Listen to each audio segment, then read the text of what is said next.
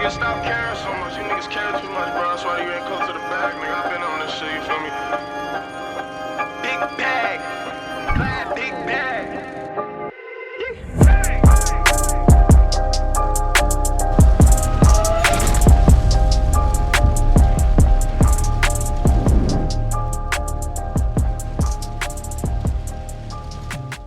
Hello, ladies and gentlemen, and welcome to the hashtag whyisthisnews podcast. This is episode number 20 of the podcast. Last week's guest was the boy, the homie Gatsby. You guys might have saw us get into some arguments about, his Denver Broncos that he believes is going to the Super Bowl. No, the Super Bowl. They're going to the playoffs. Whatever. He probably thinks they're going to the Super Bowl too. I don't know. He's crazy like that.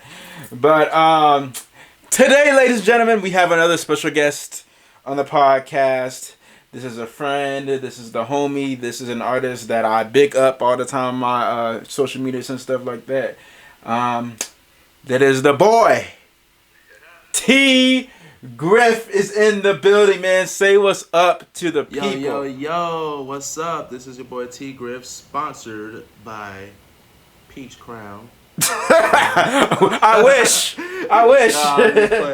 Hey, maybe. Hey, maybe one day. But what's going on, y'all? What's going on, my man? How you doing? Doing good, my guy. Doing good, man. Appreciate you coming on. Appreciate you coming on. It's big time. And appreciate you having me on. Oh yeah, for sure. So first thing that I wanted to get into for starting this interview, this is a question I ask every single artist that I've had on the podcast so far is, how did you even get into music, man? How did you even start this, man? How did you get into rapping? Man, that's a multi-part story. Okay. I'm gonna start off. I have like a 10-year band background, and like something that I used to do whenever we were doing rehearsals, and it wasn't my turn. It wasn't my part or anything. Some of the music was kind of cold to me. They had some cold little beats, and it was kind of dynamic. So what I would do is just like freestyle in my head, while they were playing. Fast forward to the end of high school. I'm sure my man Donnie C. Oh yeah. We had Don't Censor Collins. Yeah, all kind of names. I don't know which one is his name. Man of many names. Man of many names. I don't know. He was on 2 episodes ago. If you guys do not know, he actually is the one who revealed that this man was coming on. He revealed it to the public. I'm like, oh, okay, all right. Just tell everybody then. But he is here. Spoilers. Exactly. But yeah. Fast forward to the end of high school. That's my boy Don. He had the idea for us to do a mixtape, and as in us, I mean my boy Louie, Richard, Nuri. You know all of them. Boys. So we came out with 2 mixtapes. One was LMNT, that was the Squad mixtape, and then we were all featured in his other mixtape, Don't Censor Collins, which is his first solo project. Yeah. We all featured in that. It was a hit, and that was really my first experience recording. Fast forward to my super senior year of college. I'm kind of going through it, and I'm struggling with school. I don't think I'm gonna graduate, and it's just a lot of pressure coming from a bunch of different angles. But one thing I was known for was being able to freestyle. And it came to a point where, at the crib we had people would, come through and, they would, come, drink, chill, party, and they would throw on a beat and be like, hey, T-Griff, you freestyle. I was just like, oh, okay, bet. So, I freestyled a lot. So towards the tail end of my last year in college, my boy Tristan and my other friend Carter, who goes by Cartman, he's already an established artist out in Davenport and the Quad Cities. Okay. He's cold with it too, but they kind of knew me for a little bit, and they wanted me to get on one of his songs.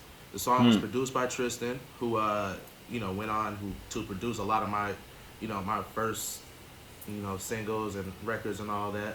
But so we do one song, and I wasn't expecting anything out of it really. But once we dropped it, next thing I know, like it's at like 500, 600 plays in like 2 days.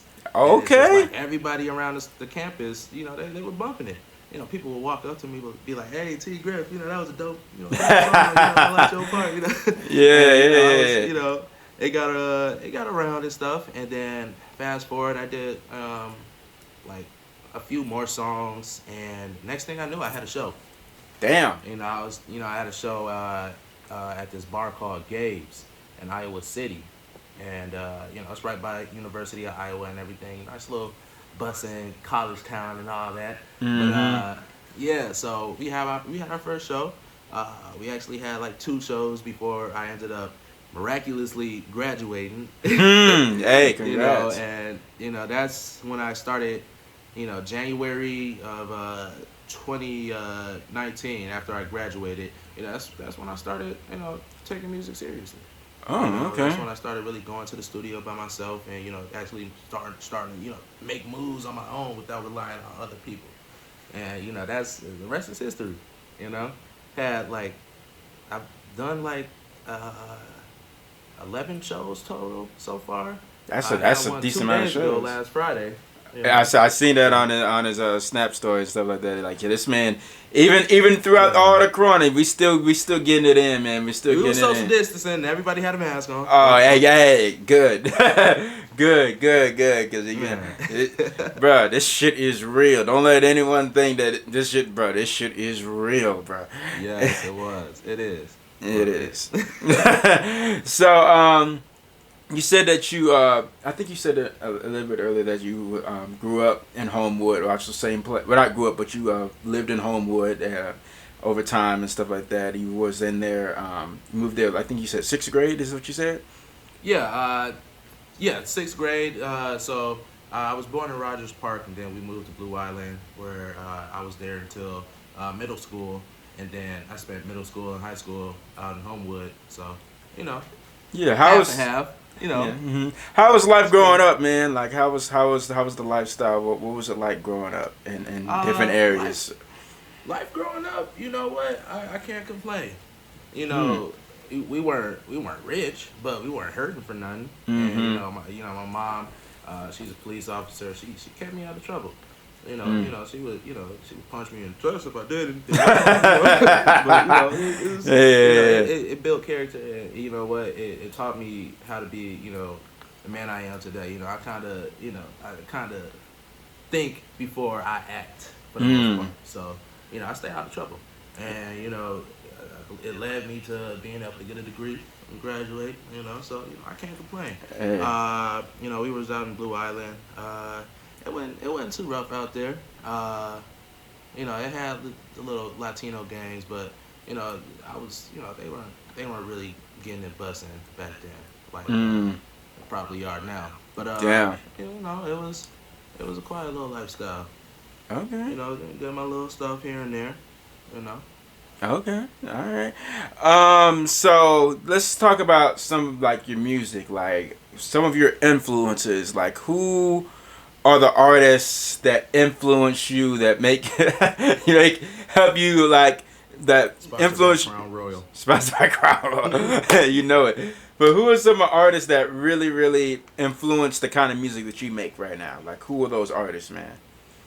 One of my number one influences, Kanye West. Shout out Mr. West. You are the third person, third artist that has been on the podcast to say Kanye West, bro. Third person, man.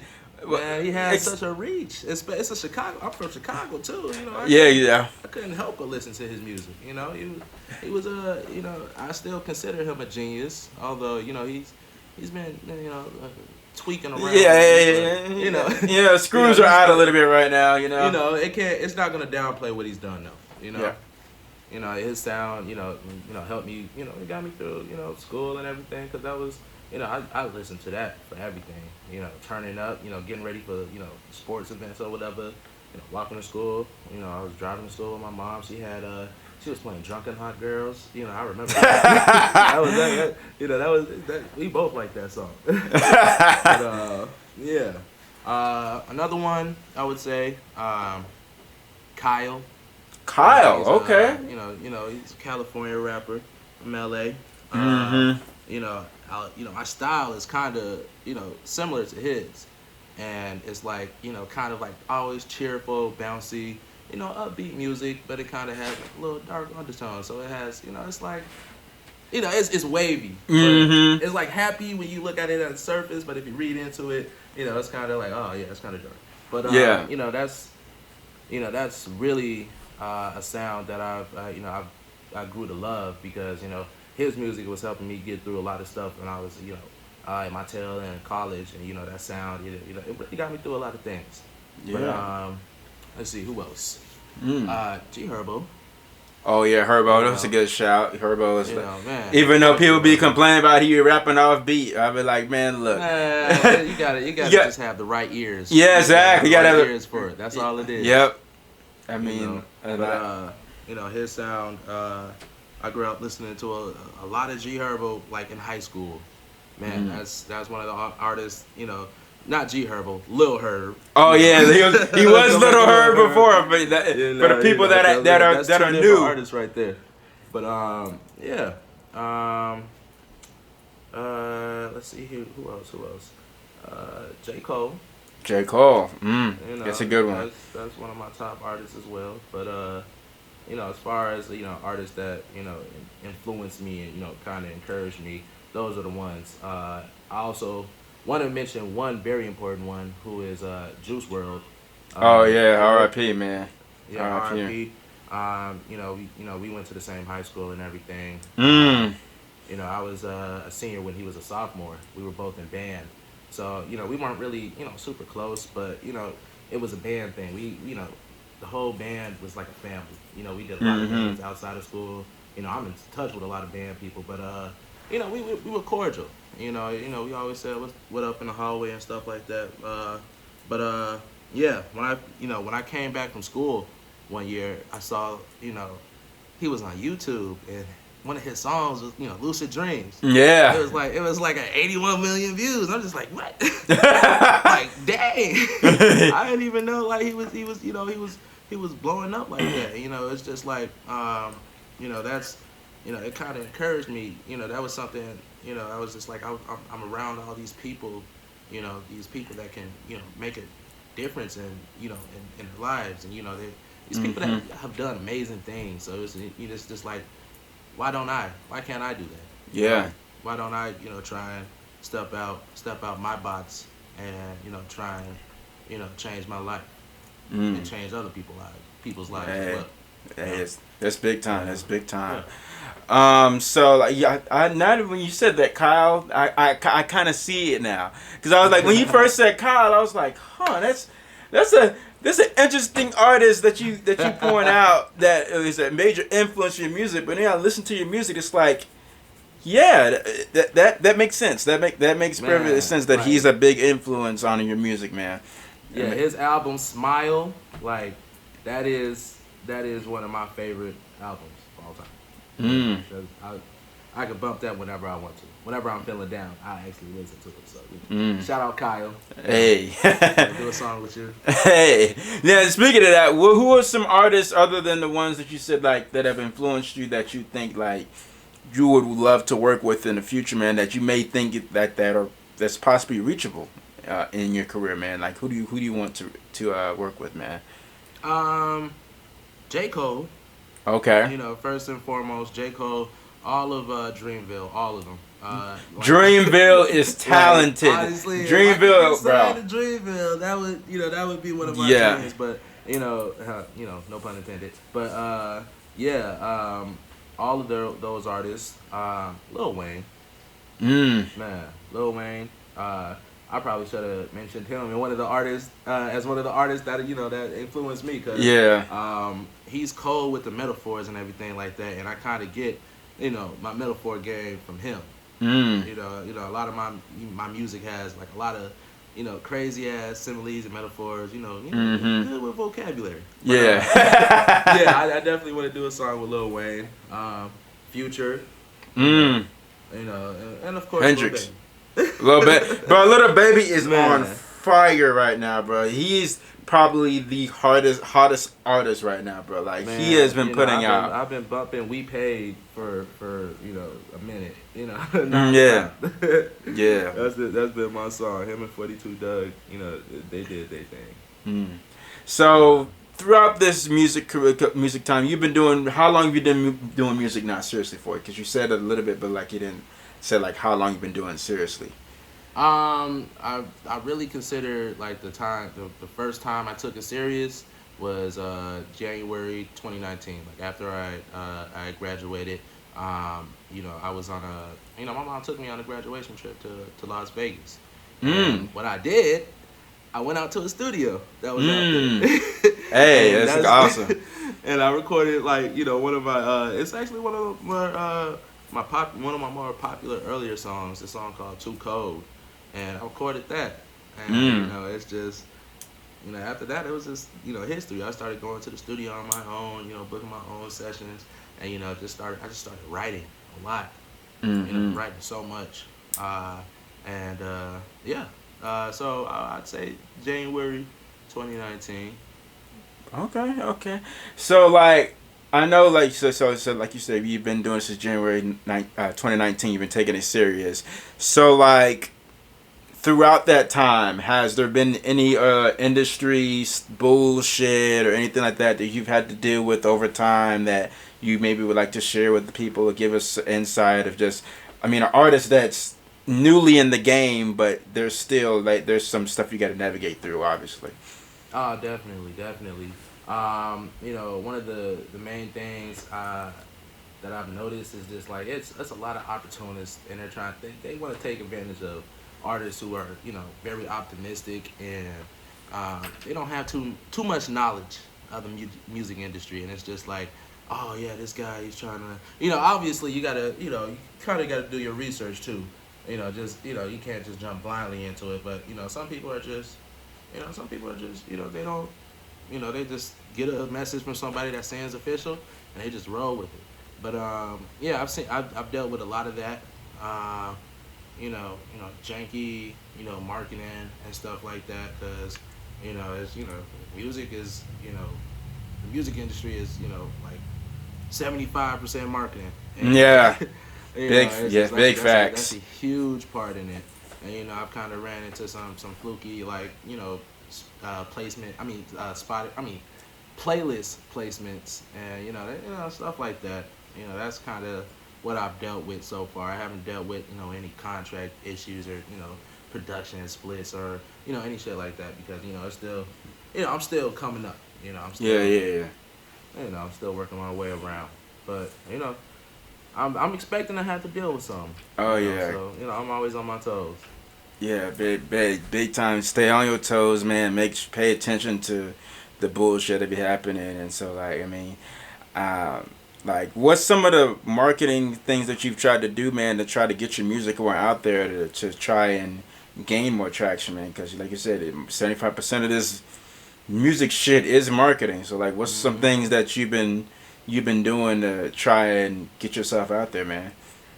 Some things that I've been doing. I've been, you know, getting people to do little dance videos to, you know, a lot of my songs. That's one of the tactics that I've been doing recently, and it's been working, because I've been, you know, getting people from different states like Florida, Texas, and, you know, it's just like they reach, you know, the people that be on their page and stuff, you know, see the music and they hear the music and stuff like that, and they see the dancing.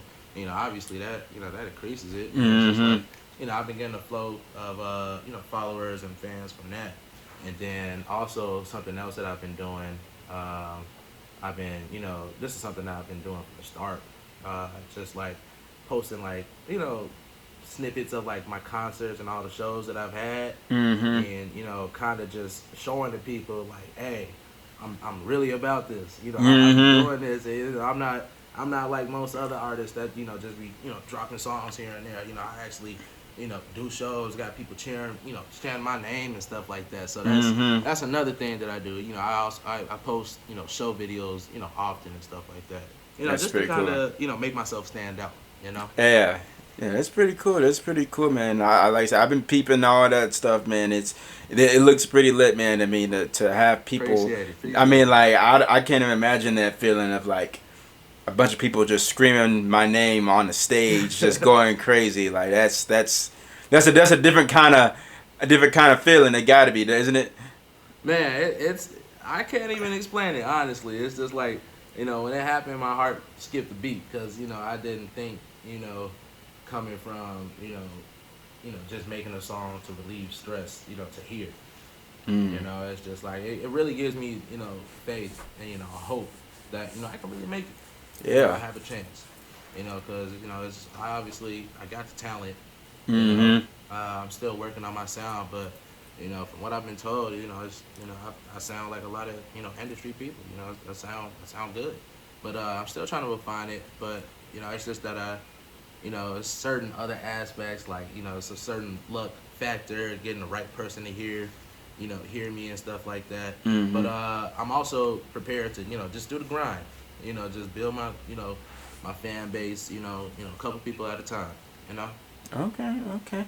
So like when you go into like make music, like what's your process? How what are you doing like for each session? Like what's on your mind? Like is it a different mindset for each song that you make? Like how is it? How do you go into making a track? It's been I've been kind of switching it up lately. I used to be one who's like I had to write. Like I really just I had to write something, and I needed something to look at to make a song. And it was nothing wrong with that. It was time consuming. I had to make sure I was prepared beforehand, or else I'd kind of just be wasting studio time trying to write stuff in the studio. But lately, the past couple of weeks, what I've been doing, I've just been trying to really get better with the freestyling, and what I've been doing lately, I've just been going into the studio. I know what the beat is, and I kind of have an idea of how I want to flow, but I don't got nothing written to it, and I just kind of just think of things like right off the top, and it's I don't go one take it. I'm not that cold yet. Uh-huh. But I've actually made some of my best songs that I feel some of my best songs lately doing that. And it's it's kind of I feel like that's kind of something that I want to keep going with, because, I'm getting a different sound, and it sounded good. Y'all just wait. I know you heard some of the snippets. Yeah, we heard some of the snippets. I was saying some shit. So All right, so like, what is some if you want to tell us like do you have like music that's coming up? Like do you plan on maybe releasing a project soon? Like what are your plans moving forward for you musically right now, man? What are your plans, man? Well, I'm sitting on a lot of songs right now, and half of me wants to drop one or two projects, but the other half kind of wants to drop them one at a time and kind of let them get the attention and the recognition, the attention that just get them a little more attention and spotlight. And what I've realized lately, checking like my Spotify numbers and all my Apple Music numbers, I do better when I drop stuff more frequently. If I wait, the numbers kind of die down. So I gotta be a little consistent. Yeah. I gotta keep giving people more and more. Same thing with the SoundCloud numbers too. I just gotta keep being consistent with it. So I'm kind of thinking about dropping a couple songs as singles, and then with the few songs that I've done these past couple of weeks, I'm gonna drop like a little EP. 2 or 3 songs. I'll drop like an EP or something like that. Okay. Give a little people, a little splash of T-Griff. Splash. Sponsored by Crown Royal. This man keep bringing up the crime, bro. I swear. This man keep bringing up the crime, bro. But we're gonna don't be alarmed if they send you a little inbox like, hey, I heard you hey, you need a sponsor. hey, Hey, I would appreciate it. I would really truly appreciate it. But if you guys know me, I like to always switch it up from the podcast, and that's not just talk about the interviewing the artists, stuff like that. I like to switch it up into sports topics and stuff like that. So as you guys heard throughout this interview, that T-Griff, this man's from Chicago. So Chicago sports. You got the Bears, Man. you got the Bulls, you got the Cubs. How you feeling about your teams, man? How you feeling about your teams, man? Ah, man. I love Chicago sports in general as a whole. I don't. I'm not. Either White Sox fan or a Cubs fan. I don't do that. I love both of them. Oh, okay.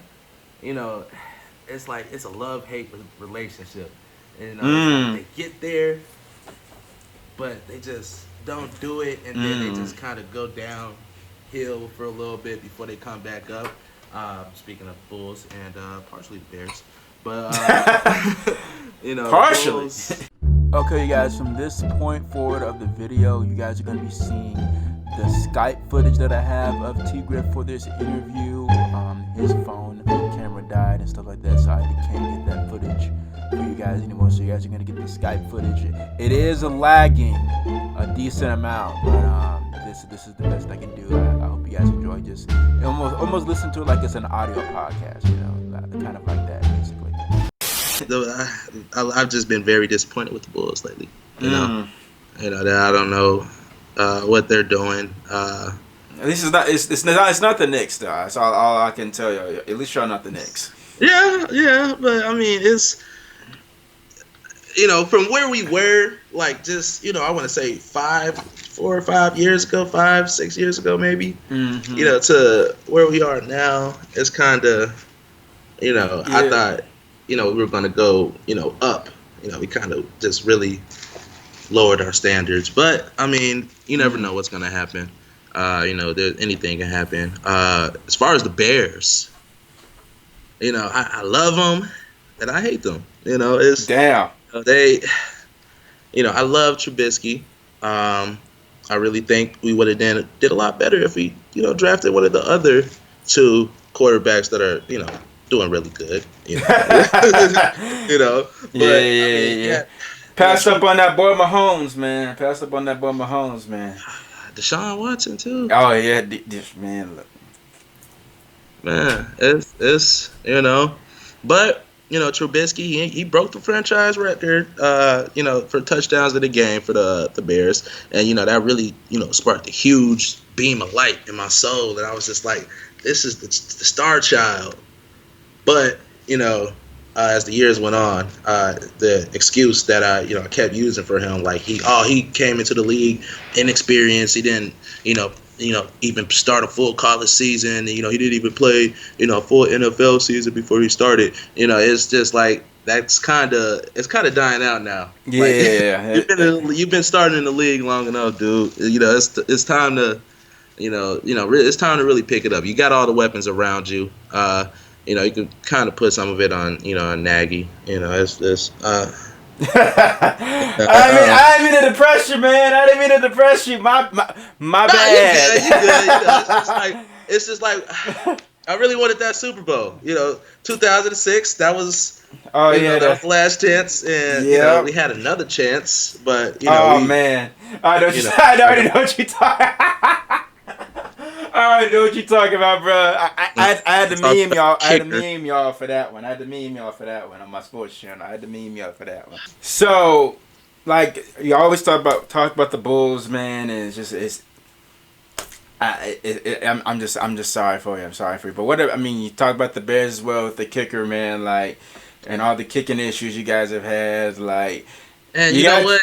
What kind of adds more insult to the injury is that we had one of the best kickers in the league. We had probably the best kicker in the league, and we didn't keep him because he wanted $500,000 more dollars, and we just kicked him to the curb because of that. So there's that too, but. Yeah, I mean, like, how do you feel? Do you think how you feel about the quarterback competition? Like, do you think it should be Foles or Trubisky that starts this year, man? Like, how you feeling about that, dude? I mean, like, how does that how does that outlook go for the Bears this season? I'm still kind of rooting for Trubisky, just because I still kind of believe that he can, really grow into something great. He just has to, he needs to be consistent.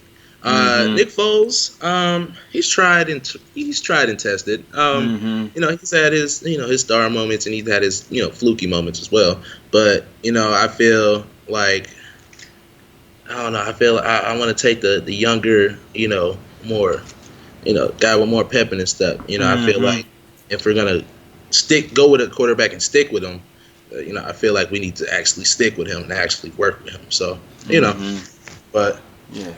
Who knows? Yeah, who freaking knows with the Bears or the Bulls? I mean, the Cubs are good. I mean, y'all are good. Y'all are good. I mean, y'all won the World. Yeah, y'all won the World Series a couple years ago. I don't want to talk too much about baseball because I'm an Astros fan, and I don't want to get into all the shit that happened with us. So I don't want to visit it. I haven't made a video about it. I don't want to talk about it. I want nothing to do with it. Leave me alone. He doesn't want to own that. Leave me alone. Do not come down. I don't want to see it, man. I don't want to see it. But last question I wanted to ask you before we kind of get out of here, man. Like, what's the next drop, man? What's the next song from T-Griff that is going to drop for these boys out here, man? Man, next song. As